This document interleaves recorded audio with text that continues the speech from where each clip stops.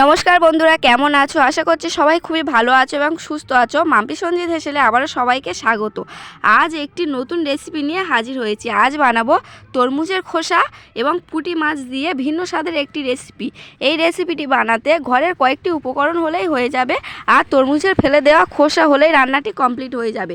তো এখানে দেখতে পেলে প্রথমে তরমুজের ফেলে দেওয়া খোসা দিয়ে সাদা খোসাগুলো কেটে নিয়েছি ছোট ছোট করে, আর একটি আলু কুচে নিয়েছি, আর নিয়ে নেব দুইটি পেঁয়াজগুলো কুচি কুচি করে কেটে নেব।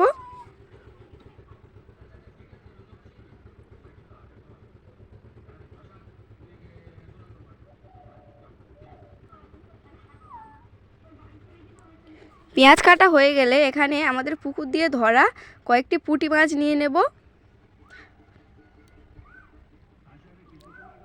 পুঁটি মাছগুলো কেটে ধুয়ে পরিষ্কার করে নিয়েছি। পুঁটি মাছের মধ্যে দিয়ে দেব পরিমাণ মতো লবণ,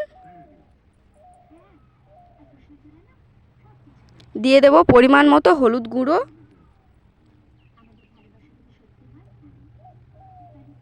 এবং দিয়ে দেব পরিমাণ মতো লঙ্কার গুঁড়ো, দিয়ে মাছটা ভালোভাবে মিশিয়ে নেব। মাছ মেশানো হয়ে গেলে এদিকে উনানের মধ্যে একটা কড়া বসিয়ে দেব, দিয়ে কড়া গরম হয়ে আসলে কড়ার মধ্যে তেল দিয়ে নেব। তেলও গরম হয়ে আসলে তেলের মধ্যে একে একে সাবধানে পুঁটি মাছগুলো দিয়ে দেব।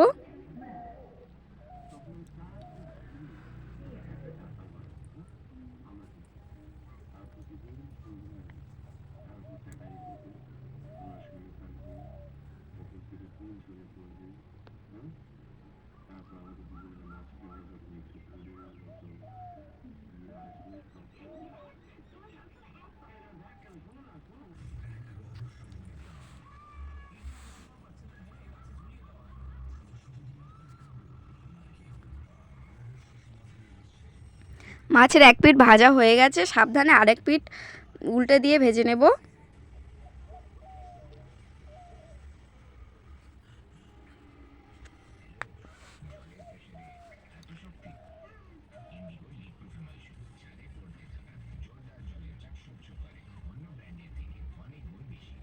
মাছ ভাজা কমপ্লিট হয়ে গেছে, একটি পাত্রের মধ্যে সাবধানে এবার তুলে নেব।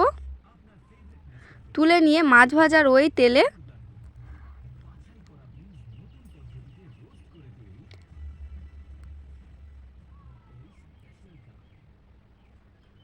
এই তেলের মধ্যে আরও কিছুটা তেল দিয়ে নেব। তেল দিয়ে নিয়ে দিয়ে দেব দুটি শুকনো লঙ্কা ভেঙে, এবং দিয়ে দেব অল্প জিরে,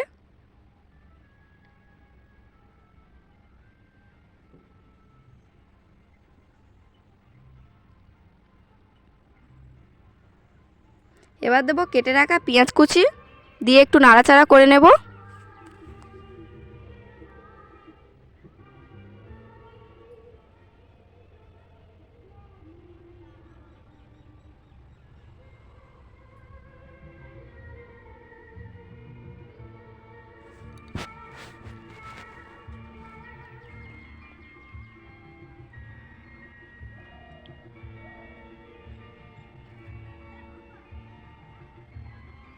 পেঁয়াজটি একটু হেজে আসলে দিয়ে দেব কেটে রাখা তরমুজের খোসাগুলো,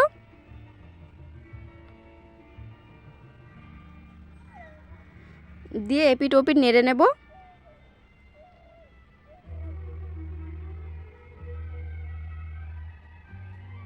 এবার দিয়ে দেব পরিমাণ মতো লবণ, দিয়ে দেব পরিমাণ মতো হলুদ গুঁড়ো,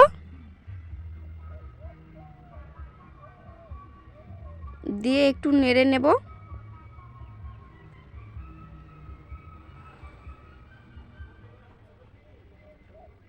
আর দিয়ে দেব পরিমাণ মতো লঙ্কার গুঁড়ো,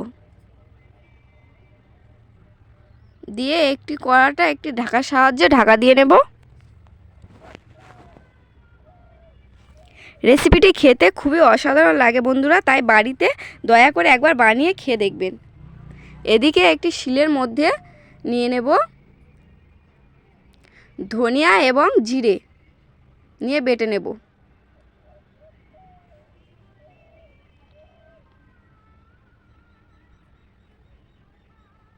বাটা কমপ্লিট হয়ে গেছে, আবার কড়ার ঢাকাটা খুলে নিয়ে আরও কিছুটা নেড়ে দেব।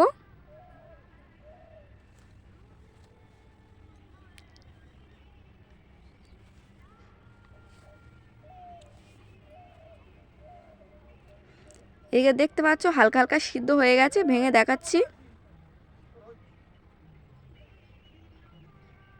এবার স্বাদ হওয়ার জন্য দিয়ে দেব অল্প কিছুটা পরিমাণ চিনি, দিয়ে দেব বেটে রাখা জিরে,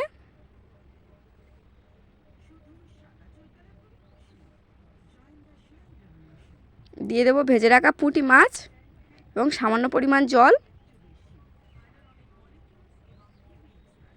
দিয়ে ঢাকা দিয়ে রেখে দেব।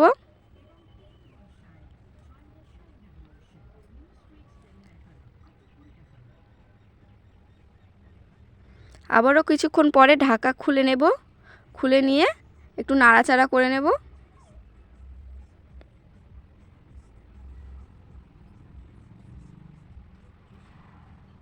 রেসিপিটি একটু রসা রসা থাকবে।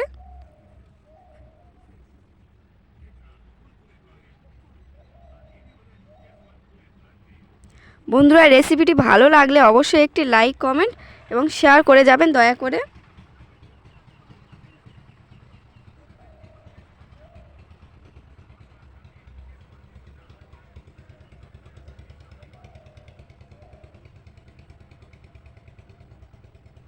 এইভাবে আরও কিছুক্ষণ জাল দিয়ে নিলে কমপ্লিট হয়ে যাবে তরমুজের খোসা রেসিপিটি।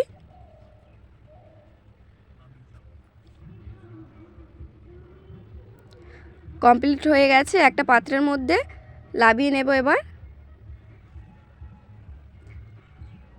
রেসিপিটি কেমন হয়েছে কমেন্ট বক্সে এসে একবার হলেও জানাবেন।